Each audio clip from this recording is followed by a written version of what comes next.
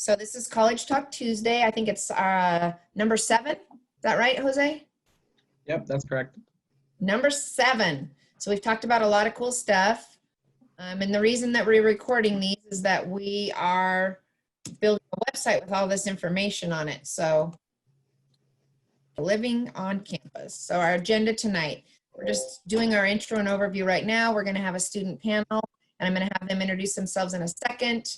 We're going to do a kind of a state of living on campus. So just kind of talk about what people are thinking for fall, the different universities, and we'll focus a lot on Oregon State since we have an Oregon State student. We'll talk about room selection, choosing a roommate, and then we'll have time for questions. And like I said, if you have questions, Cooper, about other things, please feel free. So first off, I'm going to go ahead and let Shaylin and Rosie introduce themselves and kind of talk about where they go to school and what their experience has been real quick. And then Jose has a couple more questions for them. I'm Shaylin. I'm going to be a junior this year at Oregon State University. I'm studying kinesiology or sports medicine.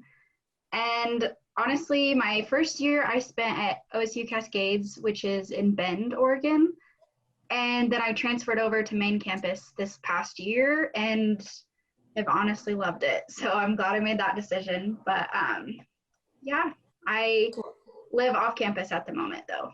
So I'm Rosie, actually at Oregon Tech in Klamath Falls, and my major is dental hygiene, and I'm going into my sophomore year coming up, so I'm finishing up my freshman year. And I don't know, I really love it. It's a lot smaller than OSU, like a lot smaller, but I really like it there. The first question is, thinking back to when you were a senior in high school, what was the first thing that you needed to do to figure out where you were going to live? And how did you go about it? I guess, so my sister actually went to OIT as well, so I kind of just did what she did, and I thought, okay, if she liked it, maybe I'll like it too. Because there's only actually 2 options for housing at OIT, which is have your own room with rooms or have like one single roommate. And I chose to do my own room, which kind of scared me that I wasn't going to make any friends, but that's how I chose my room, was pretty much just what she did. Honestly, I kind of switched last minute. I was going to go to main campus my first year, but then decided I wanted to be close to home. So I chose the Bend campus, and there wasn't really another option to live somewhere else. So I did live on campus. I could have lived off campus since I was a resident, I guess. But I loved the dorms, even at the Cascades campus, they were super nice. So that was awesome. And you just get to meet so many new people and have an experience that you wouldn't regularly have if you lived at home. But I'm curious, did you have any other options? Because I know most campuses have more than one style of room, and they have an option of having no roommate, 1 roommate, 2 roommates. How did you go about making that decision? Cost, just because since they were nicer, it was more expensive. So I personally went with the double shared bathroom. So I did have a roommate, and then I had a shared bathroom with another 2 girls on the other side. There is other options though. There's also a triple, which is even cheaper than a double with a shared bathroom. Or there was also a double with a private bathroom, and then there was a single, either with a shared or a private bathroom, but those were definitely more expensive. So you mentioned you had a roommate, right? So how did that work out? Was it someone that the college selected for you at random, or did you know them already? Can you share about that? They do have a roommate matching program at OSU for both, I think, main campus and Cascades. But basically, I actually didn't choose my roommate until probably 2 days before the deadline. So you get put into this, if I remember this right, because it was a couple years ago, you get put into a pool, and then there's a bunch of different people you can choose from. And a lot of girls reach out to each other, which actually my roommate reached out to me, and she didn't have a roommate yet. So she just was like, hey, I was wondering if you wanted to room with me, you know, just this is who I am, this is what I like to do. So that was a way to kind of do that. There's also, when you fill out your roommate matching thing, you can put like what you like to do, your level of cleanliness, just other questions like that, which super nice because then it matches you with so many other people. So that was kind of my process. I got a very cool roommate, which I know sometimes that's not the case, but I lucked out. Good. That's good to hear. What would happen if that didn't work out so well? Like, what's the process?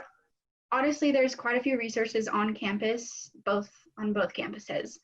I personally, on the Cascades campus, there is I guess she's called like the advisor of room and housing and all that stuff. And just a conversation with her and discussing like what's going wrong, if you can fix it or if you can't fix it. And then I know a couple people on Cascades campus had issues with their roommates and they were resolved and ended up finding new really good roommates. So there's definitely options if you get stuck in a sticky situation. Okay, can you share about that process transitioning? Because it's one thing to go from parents to residence halls and then go from residence halls to off campus on your own. Can you share with us a little bit of what that looked like? Basically, I did have a summer in between, so I did move home for that summer. But then after it was a little different than most because they would have gone to main campus and then they would have lived off campus. So they probably would have known that area a little better than I would have. So this year, actually, I did apply for the dorms because I thought about living on the dorms on main campus. But I ended up actually finding an apartment closer by. It's about 2 miles away, but I drive every day and then walk to class every day. But that was definitely a little different, and it was very interesting getting used to the layout of Corvallis since it's a lot different than Bend, because the classes aren't just right there. You have to kind of figure out the layout of the city. It was a whole different experience, but I had a lot of people help guide me on what to do, what to look for. I got really lucky with my roommate. She is a grad student at OSU, and so she knows the ropes a lot better than I do. So she showed me around a lot, and I just kind of grew from there. So I kind of went through each of the 7 public universities' housing websites and tried to gather as much information as I could, just to talk about it really quick so that when we get this up and live, people can have some information. But basically, I'm going to kind of give an overview and then I'll go into a little bit more specific. But basically, all 7 universities are trying to kind of be on the same page. Some are much more vocal about what it's going to look like for them next year, and some are not as vocal. Most of the universities have a live on campus requirement, just because there's a lot of research and statistics that show that living on campus, you're more successful as a freshman. That being said, next year that's all kind of up in the air, but I think a lot of them are still moving forward with all those plans to have students live on campus. And a lot are looking at possible single room occupancies, but not everybody's stating that. So it's going to kind of come down to the last minute. They're also changing deadlines, so you don't have to declare that you're going to a lot of the schools until September 1st. They are asking you to make a partial declaration. They were said by June 1st. So, and then if you do pay any fees or anything and you decide to pull out by September 1st, you will get all your money back. So those are a few of the generalized plans that I wanted to share with everyone. So OSU is still having a live on campus requirement. They're going to be takeout dining. So you'll just get your food in a takeout container and you can then you choose where you want to eat it in a safe place with social distancing. So they actually have 15 residence halls on the main campus. Once you apply for housing and choose where you think you might want to live, I think you pick your top 3 choices. Then you go to the Create My Roommate, My College Roomie profile. And like Shaylin was saying, they ask you a bajillion questions. Literally, do you like to stay up late? Do you like to get up early? Have you filled that out, Cooper? Yeah, my favorite question was do you like the room warm or cold? There you go. So yeah, very specific questions. So then Cooper's going to get all these choices that are somewhat matched with him, and then he can at any point start visiting with those choices, and then he can choose his roommate. So that will be really cool. Some other living options at OSU, there are 45 fraternities and sororities, which is a lot. So that's kind of the information about OSU. U of O, they're talking about living on campus again as well, with a reduced density. That's the terminology they use. So that's what I put on here. But again, I think that's talking like more single rooms. And you're not going to get charged for a single room. You'll get charged with double occupancy is what I've seen on most of the websites as well. U of O actually has 19 different room layouts, 10 residence halls. I put their application fee on there. It's a little bit higher than most. It's $350. I think most are around 100 to 150. They also have a roommate profile, and they will do the matching as well. They also have 19 fraternities and sororities. So Jennifer, just to clarify, when you say double occupancy, does that mean that if I were to be living on campus, I'd be paying double for the room? Nope, you'd be paying like there's two of you sharing the room. So a single, like Shailene was saying, is a lot more expensive to have a single room by yourself. And if you share a room, your cost, every time you add a roommate to your room, your costs go down. And OS actually has options with triple and quadruple. Not very many quadruple choices, but a few more triple choices. And then the room is cheaper with each selection. Right, so there's a chance that you might have a double, but you'll be paying just for your side and not share the room, right? Yep, okay. I think that's what a lot of the universities are looking at right now. No one's totally committing to it. Yeah, so in Western Oregon is very similar. Live on campus is required. They have 2 residence halls. They're going to do dining room takeout. They use the same My College Roomie. They actually have a couple of fraternities and sororities. And they actually stated on their site that if for whatever reason there's only going to be online classes, that they will still allow students to live on campus. And so Southern Oregon, you also have a live on campus requirement. They have 4 residence halls. All of the campuses are doing the dining room takeout. So that way everything just goes in the trash when you're done using it. And then you choose where you want to eat as far as what's safe for you. You're going to create a profile on the housing application, and you don't have necessarily a separate housing application and a separate roommate. It's all kind of one process. They don't really have Greek life at SOU from what I could understand from their website, but they have a Greek life interest group. So they're looking into trying to create some Greek life opportunities. And they also are saying that living on campus will be an option if classes take place. And then the last 3, PSU, they have committed to single rooms only already. That's what they're saying on their site. They have a freshman, what's the FYE? First year experience. Thank you. I'm like, whoa, first year experience for freshmen, but you don't have to live on campus. Dining room takeout. They have 8 residence hall. You will submit your housing contract, which will also include your roommate information. And they actually have 4 fraternities and 3 sororities for living options as well. EOU and OIT had the least amount of information on their websites about all of what's going on.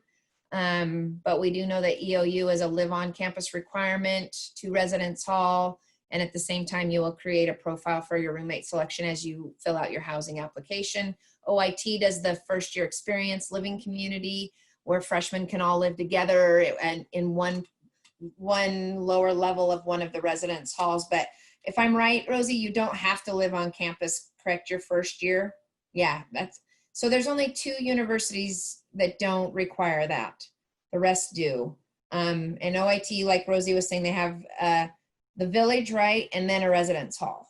So I just put 2 residence halls, but one of them is actually called the village.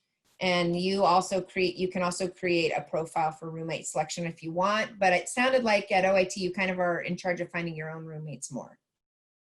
I just kind of threw out a few room selection tips that I pulled a few of them off of websites, and then just from my own experience of helping students the past. Of course, the best way to figure out what type of a room you want is to take a virtual or in-person tour of your living options, and a lot of the schools can offer some of those. I know Oregon State site has some pretty cool room layouts and virtual tours, and I think that the schools are really beefing those options up, especially as we speak, because of the no visits right now to campus.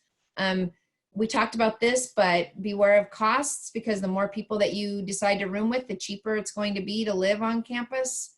Be aware of your location. Shailene kind of talked about that a little bit.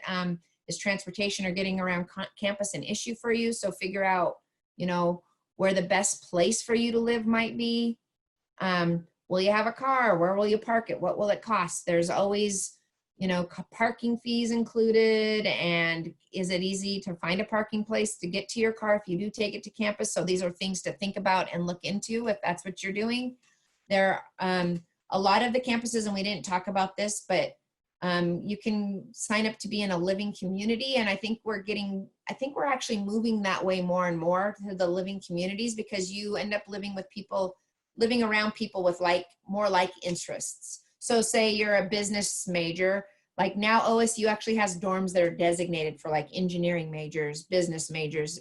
As long as your roommate's an engineering major, you could still live in the engineering dorm. If you're not, or if you're an engineering major, then you could bring your roommate with you if you're not both engineering majors. But there's a lot of that going on now on different campuses, or they're building these living communities so that you're around people that have the same interests. And then also another one we talked about is just beware of the bathroom situation, because that can be a big issue for some people, right? I mean, some people don't want to have a communal bathroom and would rather share with one person or have their own private bathroom, and that's okay too. Those are all things to think about when you're going through this process. So that's the room selection tips. Then we get into some roommate selection tips, and this actually did come off of the Oregon State website. So it's going to be a little bit more geared towards that, but I think it goes for all the universities. So you're going to set up your roommate profile after you've applied for housing, of course. So at some point, you're going to fill out some type of a roommate profile, whether it's My College Roomie or if it's on the original housing application, and they ask you all those questions, and then you'll start your search for your roommate. And I guess my biggest tip there is to make sure you're just as honest as you can be. You know, it's between you and the university what you answer on those questions, and they're not going to be, it's all privacy. So however you answer the questions doesn't go past them, and that it's basically just meant to really help you connect with someone that you're compatible with. So the more honest you can be with yourself and with those answers, because I know some of the questions are kind of interesting. Like Cooper was saying, one of them, do you like the room hot or do you like the room cold? And I know there's questions about other things like, do you smoke or do you not smoke? I've seen them because I've been through the questions with students, and just, you know, be honest so that you can get someone that you can be compatible with. So then a big one tends to be just, are you a morning person or a night person? Do you go to bed early or do you go to bed really late? Do you wake up super early or not? So I'm imagining ROTC, you get up really early for your morning drills. So that's something you definitely want to keep in mind. Definitely, good point. And I can speak from my own son's experience. He signed up for his room really, really late in the process. He didn't really get a choice. They just matched him. He ended up with a kid that was a lot older than him.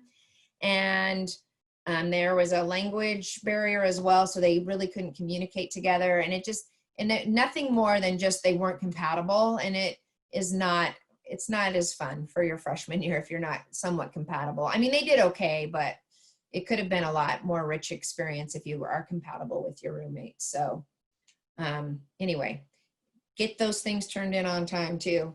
And then also keep an open mind and keep your options open when you're searching through your choices or you're looking for a roommate match, because you might think that the first person you meet's awesome and that's who you want to live with. But if you keep that person in mind, but also keep speaking with others, you might find someone that actually fits better, because they give you some time. You don't have to do this right away. I think they give you like at least a month or so to figure out who you want to live with and turn that in. So I encourage you to keep those conversations open and keep looking for people that you can be compatible with. And that again goes with being patient with the process, because just the longer you're on there and the more you talk with people, the more you'll connect with someone. And then make sure you both are knowing where you want to live and what type of a room you want. And then you just confirm your roommate and get it turned in so that you can get that selection. And I think it's kind of on a first come, first serve basis. According to most of the web pages, everything I have read, the sooner you get your application in, the more chances you have of getting your room choice and a roommate choice. So anybody have anything else to add to that?